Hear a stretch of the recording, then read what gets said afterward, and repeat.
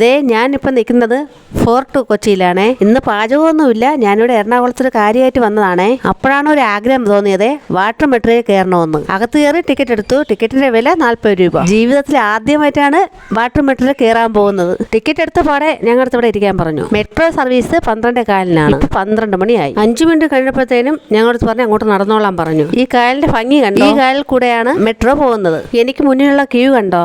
Metro കയറാൻ നിൽക്കുന്ന ആൾക്കാരാണ്. അങ്ങനെ നടന്ന് വാട്ടർ മെട്രോയുടെ അകത്ത് കയറി. ഇതാണ് അതിന്റെ അകത്തുള്ള കാഴ്ചകൾ. മെട്രോ ട്രെയിനിലുള്ള സീറ്റ് പോലെ തന്നെ വാട്ടർ മെട്രോയിലുള്ള സീറ്റ്. എനിക്ക് സൈഡ് സീറ്റ് കൂടി നോക്കുമ്പോൾ ഇതാണ് കാഴ്ചകൾ. ഗ്ലാസ് ആയതുകൊണ്ട് എല്ലാം ക്ലിയർ ആയിട്ട് കാണാം.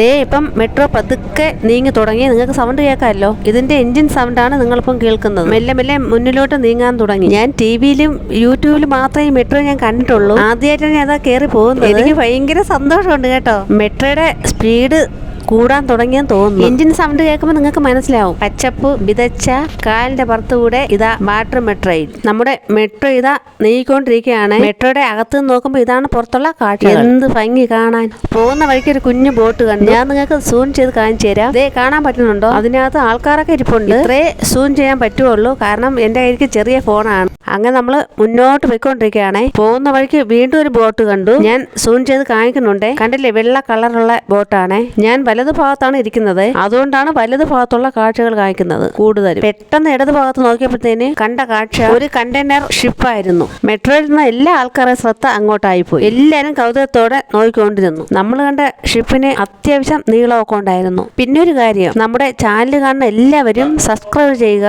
വീഡിയോ ഇഷ്ടപ്പെട്ട ലൈക്ക് കൂടി ചെയ്യുക. അങ്ങനെ ഷിപ്പിന്റെ അവസാന ഭാഗം എത്തി. വീണ്ടും പുറത്തേക്കുള്ള കാഴ്ചകളൊക്കെ കാണിച്ചു തരാണ്. എന്തൊക്കെയാണെന്ന് എനിക്ക് വിവരിച്ച് പറയാൻ എനിക്ക് അറിയത്തില്ല കേട്ടോ. അതുകൊണ്ട് എല്ലാവരും ഒന്ന് ക്ഷമിക്കണേ. വീണ്ടും ഇടത് സൈഡോട്ട് ഞാൻ നോക്കിയപ്പോൾ ഒരു കുഞ്ഞു ബോട്ട് പോകുന്നു. അതിനകത്ത് 2 പേര് ഇരിപ്പുണ്ട്. അവരങ്ങ് മുന്നോട്ട് നീങ്ങി. ദേ അങ്ങ് കെട്ടിടങ്ങൾ കണ്ടോ? അതൊക്കെ കാണാൻ എന്തോ ഭംഗി. മേളിൽ ആകാശവും താഴെ കായലും പിന്നെ ആ കെട്ടിടങ്ങളും എല്ലാം കാണാൻ സൂപ്പർ.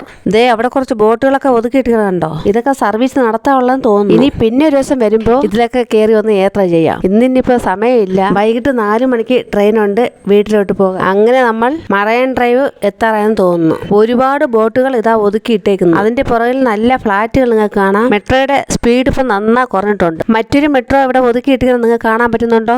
ഇതാണ് പുറത്തുള്ള കാഴ്ചകൾ. കണ്ടില്ലേ? ചിലപ്പോൾ ഇതിന്റെ സർവീസ് കഴിഞ്ഞിട്ട് കിടക്കുന്നതായിരിക്കാം. ചിലപ്പോൾ ഇതായിരിക്കും ആദ്യം ഫോർട്ട് കൊച്ചിയിലേക്ക് തിരിച്ചു പോകുന്നത്. എന്തായാലും എനിക്കറിയില്ല, ഇറങ്ങിയിട്ട് നോക്കാം. പക്ഷെ നമുക്കിനി അങ്ങോട്ട് തിരിച്ചു പോകണ്ട. അങ്ങനെ നമ്മുടെ കൊച്ചി വാട്ടർ മെട്രോ സർവീസ് ഇവിടെ അവസാനിച്ചിരിക്കുന്നു. ദേ പുറത്തോട്ട് ഇറങ്ങുന്നു. പുറത്തിറങ്ങിയപ്പോൾ ഇതാണ് കാഴ്ച. സേഫ് ആയിട്ട് നമ്മൾ ഇക്കരെ എത്തി. അതായത് ഫോർട്ട് കൊച്ചിയിൽ നിന്നും തുടങ്ങിയ യാത്ര മറൈൻ ഡ്രൈവിൽ എത്തി. നിങ്ങളിപ്പോ വീഡിയോ കാണുന്നത് പോലെ ഈ മെട്രോയിലാണ് നമ്മളിപ്പോ യാത്ര ചെയ്തത്. അടിപൊളിയല്ലേ? വാട്ടർ മെട്രോ യാത്ര എനിക്ക് എന്തായാലും ഇഷ്ടപ്പെട്ടു. മറ്റൊരു ദിവസം വീണ്ടും കാണാം. Tata, bye bye.